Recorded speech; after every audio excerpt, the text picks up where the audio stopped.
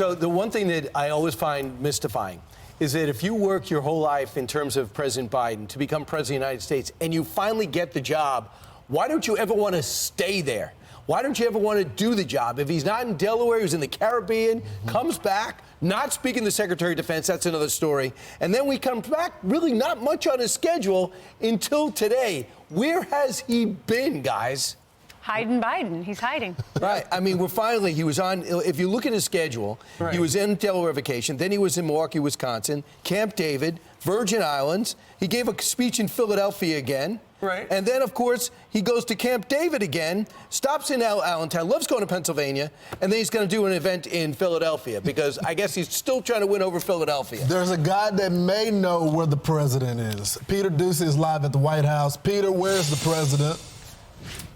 He's upstairs, actually. I think most of the lights are off, but the second level there would be where he is. Oh, we're going to zoom in. Okay, yeah. So just up there, we think somewhere in the middle, probably facing the south side so that he doesn't have to listen to us talk loud at 7 o'clock in the morning. But the president has not had any public events here at the White House this whole year. It's already January 17th. A lot has happened in the new year, except here at the White House. We have seen him here and there, just not at the White House doing anything, and that is very unusual. The last couple weeks, he was in Delaware, Milwaukee, Camp David, the Virgin Islands. Then once 2024 came around, we've seen him in Bluebell, PA, Charleston. He went to a funeral in Dallas, then Allentown, PA, Camp David again, and then he had an event in Philadelphia. Nothing at the White House. Again, very unusual for any president, including this one based on the last couple years.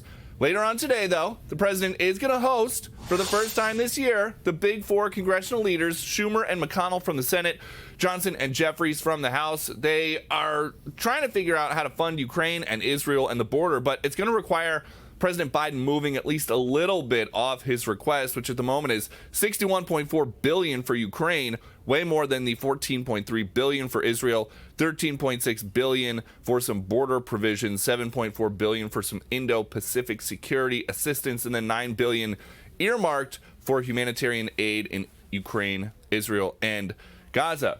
Here at the White House, we are going to have our first press briefing of the week later on today.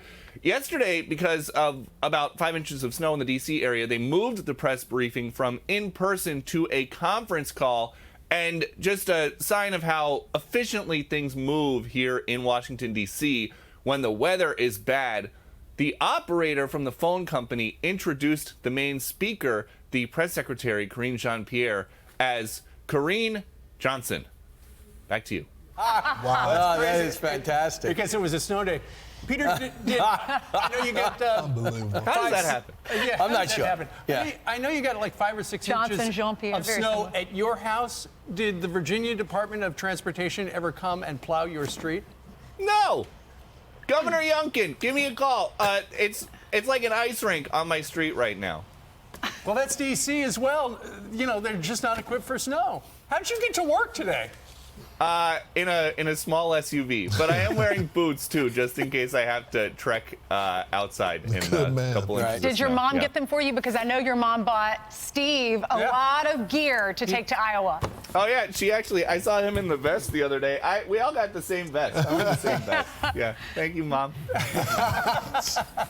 All right, Peter. Well, now Youngkin will come and snowplow your street because you're wearing the vest. There you go. All right. Yeah, we'll see. You know, he's Thanks, been mentioned. By the way, thanks, Peter. I'm Steve Doocy. I'm Brian Kilmeade. And I'm Ainsley Earhart. And click here to subscribe to the Fox News YouTube page to catch our hottest interviews and most compelling analysis.